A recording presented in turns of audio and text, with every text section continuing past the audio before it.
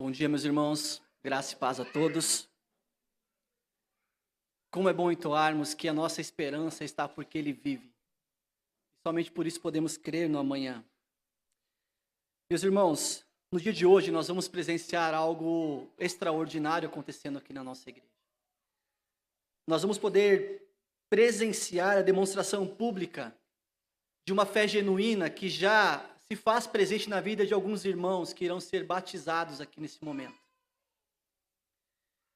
Este é um dos momentos mais importantes da vida de uma pessoa, o momento em que ela professa publicamente uma fé genuína que já foi operada pelo Espírito de Deus em seu coração e sua vida. E poder presenciar esse momento é algo extraordinário que nós, como igreja, devemos sempre ter em alta consideração. Quando nós falamos sobre batismo, há várias compreensões equivocadas em vários lugares acerca do batismo. Quando nós pensamos a respeito desta ordenança, que não é somente uma ordenança simples, mas é um momento em que a graça de Deus abarca as nossas vidas e faz com que nós, mediante a fé, somos alimentados por essa graça, fortalecidos por essa graça demonstrada por meio do batismo. Tanto as pessoas que estão sendo batizadas, como a igreja do Senhor, que está presenciando este momento, são agraciadas por Deus e têm a sua fé alimentada pelo Espírito. Quando nós falamos em batismo, a Confissão de Fé Batista de 1689, a qual nós subscrevemos como igreja, no seu capítulo 29, ela vai dizer ali naqueles parágrafos coisas muito interessantes sobre o batismo. Vai dizer que o batismo é uma ordenança do Novo Testamento ordenada por Jesus Cristo, mas não somente uma ordenança simples, como eu falei, mas também é uma forma como Deus estabeleceu para comunicar a sua graça ao seu povo eleito. Por isso que nós estamos reunidos como Igreja do Senhor nessa manhã, para sermos alimentados pelos meios de graça que o nosso Deus deixou à nossa disposição. Em Mateus 28, capítulo 18 a 20, eu vou citar para os irmãos alguns textos. O Senhor Jesus, ele vai dizer: toda autoridade me foi dada no céu e na terra, portanto vão, façam discípulos de todas as nações, batizando-os em nome do Pai, do Filho e do Espírito Santo. Mas não termina no batismo, apenas inicia com o batismo, porque ele continua dizendo no versículo 20, ensinando-os a guardar todas as coisas que tenho ordenado a vocês, e eis que estou com vocês todos os dias até o fim dos tempos. O batismo é uma ordenança do nosso Senhor. Ele deixou ordenado para que todo aquele que crê no seu nome seja batizado em nome do Pai, do Filho e do Espírito Santo. A confissão continua dizendo que, sendo para a pessoa batizada um símbolo de sua comunhão com Ele, comunhão com Cristo, em sua morte e em sua ressurreição, de sua união com Ele.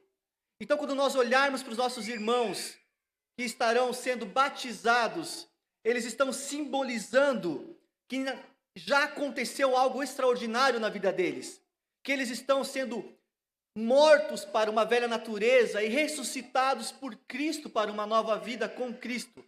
Esse fato já aconteceu por meio da conversão e da regeneração, porém há uma demonstração pública que isso aconteceu na vida deles. Romanos capítulo 6, do versículo 3 ao 5, vai dizer o seguinte: ou será que vocês ignoram que todos nós fomos batizados em Cristo? Em Cristo Jesus fomos batizados na sua morte, fomos sepultados com Ele na morte pelo batismo, para que, como Cristo foi ressuscitado dentre os mortos pela glória do Pai, assim também nós andemos em novidade de vida. Porque se fomos unidos com Ele na semelhança da sua morte, certamente seremos também na semelhança da sua ressurreição.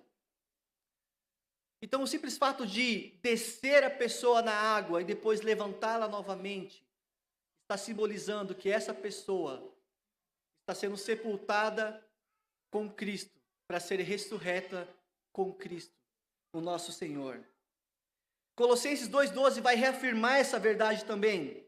Tendo sido sepultados juntamente com Ele no batismo, no qual vocês também foram ressuscitados por meio da fé no poder de Deus que ressuscitou dentre os mortos.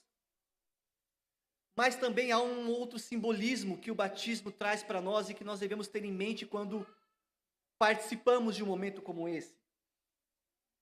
Da remissão de pecados.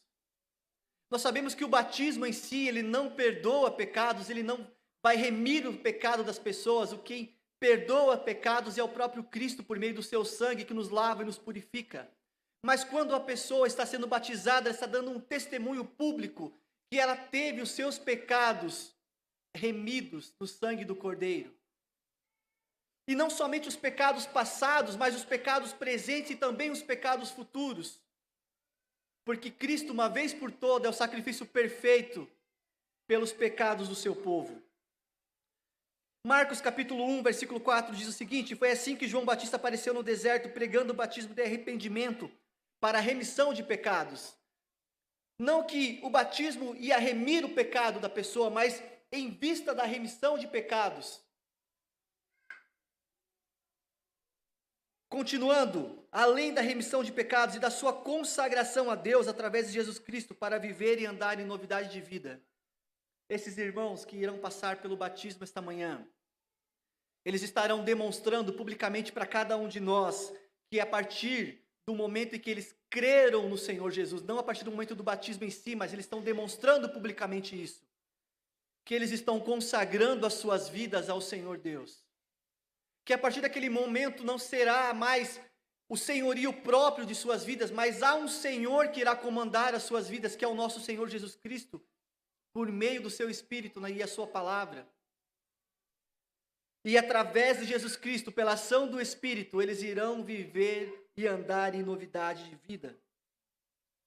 Perceba que o batismo ele traz para nós vários simbolismos muito importantes que nós precisamos ter em mente. Esse texto, ele está na nossa confissão de fé, no capítulo 29. Com provas bíblicas, porque a confissão, meus irmãos, ela é uma ferramenta muito preciosa para que nós avaliemos as afirmações que nela estão contidas à luz das Escrituras Sagradas. E como eu fiz prova bíblica para os irmãos, o texto da confissão está confirmando as verdades que as Escrituras Sagradas trazem a respeito do batismo. Mas quando nós pensamos em batismo, nós precisamos ter em mente assim, quando que isso começou? Então quero pedir que você abra a sua Bíblia, nós vamos para o texto da reflexão desta manhã, em Mateus capítulo 3. Nós vamos ler a respeito do batismo de Jesus. E a partir desse texto, algumas reflexões imediatas do significado desse texto para nós. Mateus capítulo 3, do versículo 13 ao 17, eu leio na versão Nova Almeida atualizada, diz o seguinte: por esse tempo, Jesus foi da Galiléia para o Rio Jordão, a fim de que João o batizasse. João, porém, quis convencê-lo a mudar de ideia, dizendo: eu é que preciso ser batizado por você, e é você que vem a mim? Mas Jesus respondeu: deixe por enquanto, porque assim nos convém cumprir toda a justiça. Então ele concordou, versículo 16, depois de batizado, Jesus logo saiu da água, e eis que os céus se abriram, e ele viu o Espírito de Deus descendo como pomba, vindo sobre ele, e eis que uma voz dos céus dizia, este é o meu filho amado, em quem me agrado. Meus irmãos, de forma bem breve, o contexto desse texto, dessa passagem que nós estamos lendo, Jesus ele dá o início do seu ministério na Judéia. O capítulo 3 do livro de Mateus vai começar que naqueles dias aparece um homem, um precursor, anunciando, pregando no deserto, dizendo para que o povo se arrependesse dos seus pecados, porque o reino de Deus estava próximo. E esse homem é João Batista. As pessoas que se achegavam até João Batista para ser batizado, era requerido delas que primeiro, antes de ser batizado, que elas confessassem os seus pecados publicamente diante de todos. Olha o que o versículo 6 do capítulo 3 de Mateus nos diz: e confessando os seus pecados eram batizados por ele no Rio Jordão. Já pensou, meus irmãos, se nós tivéssemos essa prática hoje? Chegar aqui e falar: puxa, eu era um ladrão, eu era um pecador miserável, eu era mentiroso, e começar a confessar a lista de pecados, eu tenho certeza que muitos de nós ficaríamos envergonhados. Mas João fazia com que as pessoas confessassem os seus pecados diante de todo mundo antes de ser batizado. Era isso que João Batista exigia daqueles que se achegavam a ele para ser batizados. Mas o texto vai dizer que chegaram também alguns fariseus e saduceus, e nós sabemos que fariseus e saduceus eram um grupo versado na lei de Moisés, eram pessoas entendidas da religião judaica. E no versículo 7 e 8 do capítulo 3, olha o que o texto nos diz: quando João viu que muitos fariseus e saduceus vinham ao seu batismo, disse-lhes: raça de víboras, quem deu a entender que vocês podem fugir da ira que está por vir? Produzam fruto digno de arrependimento. Esses homens estavam querendo vir para ser batizados por João, mas não havia na vida deles nenhuma evidência de que eles estavam arrependidos do pecado qual eles haviam cometido, do qual eles andavam. Então João os trata dessa forma. Esses homens entendiam que a entrada no reino de Deus não era simplesmente por arrependimento e fé em Cristo, mas era pela prática e pela guarda da lei. Esses homens acreditavam que pelo fato deles serem simplesmente descendentes de Abraão, eles já tinham um lugar garantido no céu. E por essa razão eles não precisavam de arrependimento, eles eram descendentes de Abraão. Eles se achavam que não deveriam se arrepender dos seus pecados, que eles deveriam confiar na sua filiação, confiar no fato que eles permaneceram a vida inteira numa tradição religiosa. O texto vai dizer no versículo 9: não pensem que podem dizer uns aos outros: temos por pai Abraão, porque eu afirmo a vocês que Deus pode fazer com que dessas pedras surjam filhos a Abraão. Esses homens estavam confiando, sabe no que, meus irmãos? Em suas obras. Em suas obras para serem salvos. Por isso que João os trata da maneira que os trata, porque não havia na vida deles sinal de arrependimento, mas havia arrogância por pertencer a uma linhagem humana. E nós sabemos que o descendente de Abraão, ao qual seria bendita todas as famílias da terra, se cumpre em Jesus, aqueles que são filhos da promessa.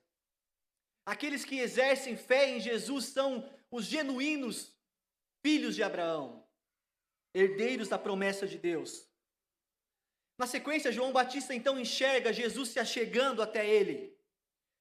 Olha o que o versículo 11 e 12 do capítulo 3 diz: eu batizo vocês com água para arrependimento, ou seja, não que a água geraria arrependimento, mas como demonstração que vocês estão se arrependendo do pecado de vocês. Mas aquele que vem depois de mim é mais poderoso do que eu, do qual eu não sou digno de carregar as sandálias. Ele os batizará com o Espírito Santo e com fogo. Ele tem a pá em suas mãos, limpará a sua eira e recolherá o seu trigo no celeiro, porém queimará a palha num fogo que nunca se acaba. Aqui, quando nós olhamos para esse texto, ele vai dizer que eu batizo vocês com água, com vistas a chegar, com vistas a demonstrar o arrependimento que já ocorreu na vida de vocês. Mas ele fala que Jesus, aquele que estava vindo, ele batizaria com o Espírito Santo. E esse batismo com o Espírito Santo não é o que muitos divulgam por aí como uma segunda bênção, uma coisa que faz você girar, pular, cair no chão, rir sem parar. Esse batismo com o Espírito Santo, ele é operado na vida do eleito por meio da regeneração que o Espírito opera em nossos corações. Isso acontece no momento em que o Espírito Santo transforma a nossa natureza, faz com que nós nascemos de novo para Cristo. É a regeneração operada pelo Espírito no coração do crente. Tito capítulo 3, versículo 5 vai nos alertar o seguinte: ele nos salvou, não por obras de justiça praticadas por nós, mas segundo a sua misericórdia. Ele nos salvou mediante o lavar regenerador e renovador do Espírito Santo. Mas ele também fala de um batismo com fogo, que muitos por aí querem buscar. E esse batismo com fogo, irmãos, tomem cuidado se você ora pedindo batismo com fogo, porque esse batismo com fogo é o batismo do juízo. O fogo é um elemento de purificação. Quando o ourives vai confeccionar uma peça de ouro, ele submete o ouro a altas temperaturas, para que toda a impureza que possivelmente esteja misturado com o ouro, ela desapareça e aquele ouro fique purificado. Ele tem a pá em suas mãos, limpará a sua eira e recolherá o trigo no celeiro, porém queimará a palha num fogo que nunca se apaga. Bem, chegamos no nosso texto desta manhã. Chegamos no texto que Jesus então vai ao encontro de João Batista para ser batizado. Veja, meus irmãos, que esse texto que nós temos diante de nós, ele gera em nós algumas perguntas. Se nós vimos que a confissão de fé vai nos trazer com provas bíblicas que o batismo ele é uma marca visível, é uma profissão visível de fé e arrependimento de pecados, remissão de pecados, por qual razão Cristo necessitava ser batizado? Ele era santo, puro, sem pecado. Se o batismo é uma demonstração pública de arrependimento pelos pecados e de um novo nascimento, por qual razão então Jesus se submete a ser batizado? Eu queria pelo menos dar três razões para nós nessa manhã, do porquê que enxergamos no texto que Jesus então, mesmo sendo santo, puro e sem pecado, se submete ao batismo de João. A primeira razão que eu consigo enxergar nesse texto, eu quero compartilhar com os irmãos, porque Jesus pretende trazer uma demonstração pública e um exemplo prático de humildade. Jesus não precisava se submeter ao batismo. Por um momento, pense comigo na seguinte cena.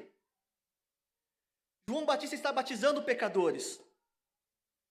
Quando de repente diante dele, vem a direção dele, nada mais, nada menos do que o Senhor de toda a criação.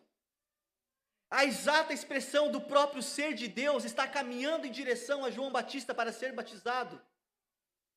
Aquele cujo pecado, não há pecado algum, aquele a qual não necessitava de arrependimento nenhum. Aquele que era, aquele que é e aquele que há de vir, caminhando em direção a um batismo de arrependimento para pecadores. Cristo, o Senhor do universo, se submetendo a um batismo, aquele por meio do qual tudo subsiste e aquele que sustenta todas as coisas com a força do seu poder, caminhando lentamente em direção a João Batista para ser batizado. E, irmãos, não é um querubim, um serafim, não é um anjo que vai batizar ele. É outro homem pecador. É outro homem decaído da graça de Deus que irá batizar Jesus. Um pecador como eu e você, e um pecador mal vestido, porque você pode ler ali na Bíblia que ele não se vestia muito bem. Um miserável pecador como eu e você, batizando o Rei do Universo, Salvador do mundo. Você consegue imaginar essa cena? Você consegue observar que exemplo constrangedor de humildade que o nosso Senhor Jesus Cristo tem ao se submeter ao batismo para nos dar exemplo do que nós devemos fazer? Quantas vezes alguns de nós, irmãos, somos reticentes a obedecer à ordenança de Jesus, de demonstrar publicamente a nossa fé? Quantos de nós nos apegamos a uma cerimônia que nós nem podemos chamar de batismo, porque foi feito sobre uma falsa profissão de fé e um falso evangelho? Não queremos obedecer a Cristo, a sua ordenança, e participar de um batismo genuíno, conforme as Escrituras Sagradas apresentam, fundamentado no evangelho genuíno de uma salvação por graça somente, pela fé somente, e não um banho, que eu não posso nem chamar de batismo, firmado numa salvação por obras. Aqueles que se batizaram confiando em si mesmo para a sua salvação, sinto muito dizer para você, você não foi batizado. Você não foi salvo por Cristo, não demonstrou uma salvação genuína por Cristo naquele momento. Porque não foi Cristo que te salvou, eram as suas obras, era quase que uma autossalvação que você estava promovendo. Porque a salvação que o Evangelho nos apresenta é uma salvação pela graça mediante a fé na obra de Cristo Jesus somente. E não uma salvação que eu tenho que conquistar todos os dias por meio daquilo que eu faço ou deixo de fazer. Quantas pessoas em nosso meio continuam apegadas à mentira, porque em algum momento tiveram uma experiência emocional diante de um tanque com água e não querem hoje reconhecer que o batismo genuíno é aquele que é feito sobre uma profissão de fé verdadeira em Cristo Jesus e na sua obra. João Batista olha para Jesus no versículo 14 e diz: eu é que preciso ser batizado por você, e é você que vem a mim? É Cristo que toma a iniciativa de vir a nós. Antes de você chegar ao Evangelho, Cristo foi te buscar. Cristo traz para nós um exemplo constrangedor de humildade. Ele não precisava se submeter ao batismo, mas ele se submete para demonstrar para nós e para falar: assim como eu fiz, façam vocês também. E hoje nós teremos a oportunidade de olhar para os nossos irmãos que irão se batizar e ver que eles estão cumprindo aquela ordenança que Cristo deixou para nós. E mediante a esse momento, a nossa fé é alimentada, nós somos alimentados por Cristo. A graça de Deus alimenta a nossa fé e as nossas vidas, participando desse momento, mas também presenciando esse momento. O segundo item que eu posso enxergar nesse texto, irmãos, é que Cristo procura também demonstrar de forma pública um exemplo prático de obediência. Versículo 15: mas Jesus respondeu: deixe por enquanto, porque assim nos convém cumprir toda a justiça. Então ele concordou. Quando João fala: eu é que preciso ser batizado por ti, e você que vem a mim, Jesus fala: é verdade mesmo. Eu é que deveria batizar você, mas deixa por enquanto, porque assim convém cumprir toda a justiça de Deus. Cristo entendia que devia obedecer aquilo que havia sido firmado antes dos tempos eternos, entre o Pai, o Filho e o Espírito Santo. O pacto da redenção que aconteceu na eternidade, que é revelado a nós de forma progressiva no Evangelho, por meio do pacto da graça. Era necessário que Cristo obedecesse perfeitamente ao pacto, para que pudesse então, por meio da sua fidelidade, conquistar para nós a salvação pela graça, para resgatar os eleitos. O cumprimento do pacto da graça exigia de Cristo uma obediência perfeita. Cumprir toda a justiça, tudo aquilo que era exigido, uma obediência perfeita, meus irmãos. Adão, no pacto de obras, ele foi estabelecido com ele que ele deveria obedecer perfeitamente à ordem dada por Deus. Mas ele não pôde cumprir com a sua palavra e ele caiu, e ao cair em pecado, todos nós, posteridade de Adão, caímos com ele. E desde então nós somos pecadores por natureza, por nascimento. Todas as obras que nós praticamos são obras que Deus detesta, porque somos pecadores. Mas Cristo, por meio da sua obra perfeita, sua obediência perfeita até a morte e morte de cruz, conquistou para nós aquilo que o irmão leu ali em Romanos leu no capítulo de Romanos, falando que justificados pela fé temos paz com Deus. A água do batismo simbolizava também uma remoção da imundícia e do pecado. Uma vez que Jesus não era pecador, ele não precisava se submeter a essa cerimônia. Ele não tinha necessidade de ser batizado e nem podia sê-lo com propriedade, porque não haveria nada do que ele deveria se arrepender. A resposta é que Cristo não tinha pecado, mas se nós olharmos atentamente para as Escrituras Sagradas, nós vamos ver que ele era perfeito e santo, porém ele se fez pecado em nosso lugar. Isaías capítulo 53, versículo 6 vai dizer que todos nós andávamos desgarrados como ovelhas, cada um se desviava pelo seu próprio caminho. Mas o Senhor fez cair sobre ele a iniquidade de todos nós.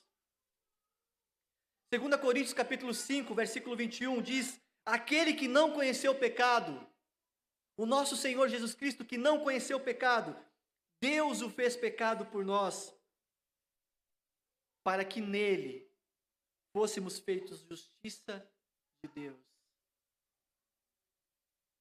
Você fez pecado por nós. para que fôssemos feitos justiça de Deus.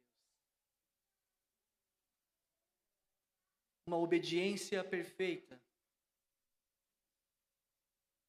Um homem santo, um Deus santo, puro, feito pecado, para que eu e você, por meio da fé em Cristo Jesus, pudéssemos ser feitos justiça de Deus. Terceiro ponto, irmãos, que eu posso destacar nesse texto, brevemente esta manhã, é que há também uma demonstração pública de que Ele é o Filho de Deus. Eu quero que vocês imaginem essa cena, irmãos.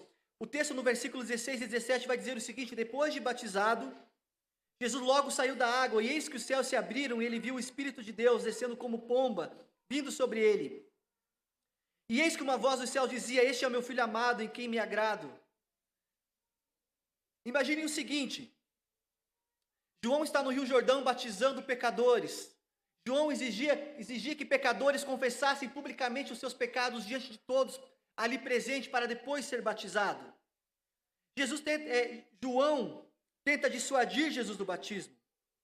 Imagine as pessoas ao redor olhando aquele homem até então desconhecido, caminhando em direção a João Batista, e possivelmente devem ter pensado: mais um pecador que está caminhando em direção a João para ser batizado, mais um homem indo em direção a João para receber o batismo. Este homem desconhecido não faz como os demais. Por que será que esse homem não está confessando os seus pecados publicamente para depois ser batizado por João? Por que será que esse homem está dialogando com João e João está tentando fazer com que ele desista de ser batizado? Imagine a cena, todos parados, olhando para aquele momento.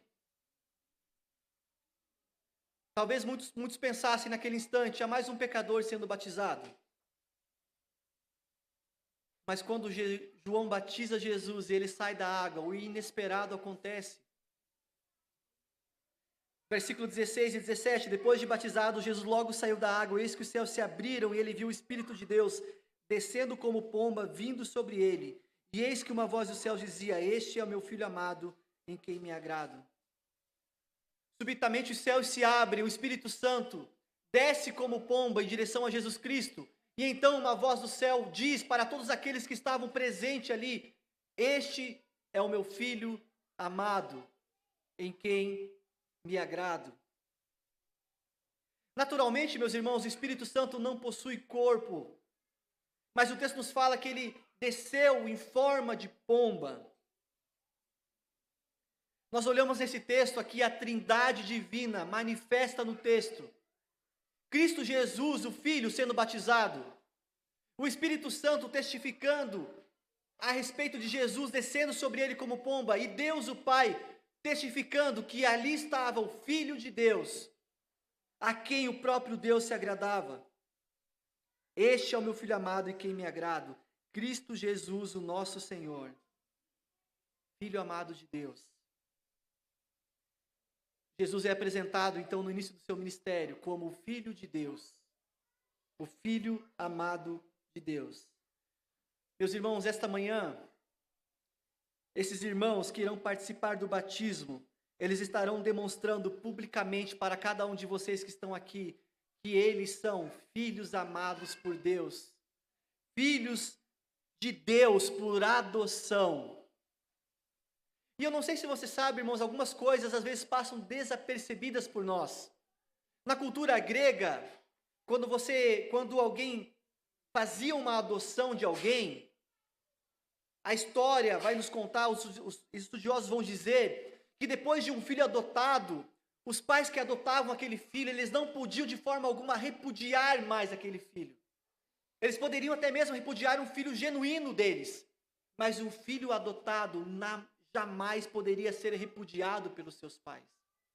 Quando nós somos adotados por Cristo na família de Deus, adotados por Deus na família dele, por meio de Cristo nosso Senhor, jamais seremos abandonados pelo nosso Senhor. Você crê nisso, meu irmão? Você crê que uma vez que você é adotado genuinamente por Cristo, para fazer parte da família de Deus, você jamais será abandonado por Ele? Porque Ele vive. Posso crer no amanhã. Nós cantamos essa manhã, porque fomos adotados por Deus em sua família, nós podemos crer que nada mais nos separará do amor de Deus por meio de Cristo Jesus, o nosso Senhor. Nenhuma circunstância das nossas vidas, nem momentos de fraqueza de fé que nós possamos enfrentar no nosso dia a dia, nada nos separa do amor de Deus por meio de Cristo Jesus, o nosso Senhor. João capítulo 1, versículo 11 a 13 vai dizer que Jesus, que Ele, o verbo vivo de Deus, veio para o que era seus, e os seus não o receberam, mas a todos quantos o receberam, deu-lhes o poder de serem feitos filhos de Deus, a saber, aos que creem no seu nome, os quais não nasceram do sangue, nem da vontade da carne, nem da vontade do homem, mas de Deus. E a pergunta final que fica para nós, meus irmãos, será que temos aqui alguém essa manhã que nasceu da carne, que não nasceu da vontade de Deus, mas nasceu de uma tradição religiosa? Porque minha família pertenceu a essa determinada tradição, eu vou ficar assim pro resto da vida?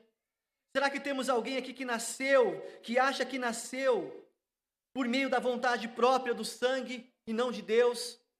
Se existir alguém aqui essa manhã, eu quero convidar a você, eu quero falar para você, creia no Evangelho do Senhor Jesus Cristo.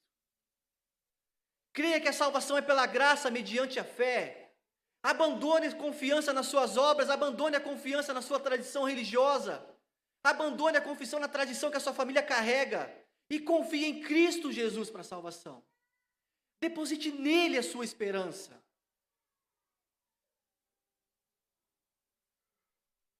Não perca tempo confiando em homens e em tradições, confie em Cristo somente. Aqueles que nasceram de Deus pertencem a Deus. Aqueles que não nasceram de Deus não pertencem a Deus.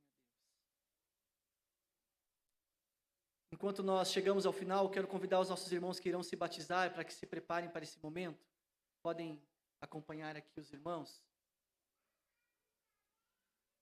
Se você esta manhã entendeu o que foi pregado a partir da palavra do Senhor e você talvez esteja pensando assim, pastor, eu estou confiando na minha tradição, eu estou confiando nas minhas obras, eu estou confiando em mim mesmo para a salvação. Venha conversar comigo, com o pastor Henrique após o culto.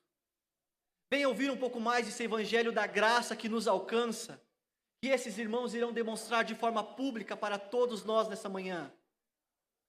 Um evangelho que não faz distinção de pessoas, mas recebe todos aqueles que se achegam a Cristo com fé e arrependimento genuínos no evangelho e na palavra da verdade. Meus irmãos, que Deus nos abençoe nessa manhã. Vamos nos colocar em pé e vamos orar ao nosso Senhor.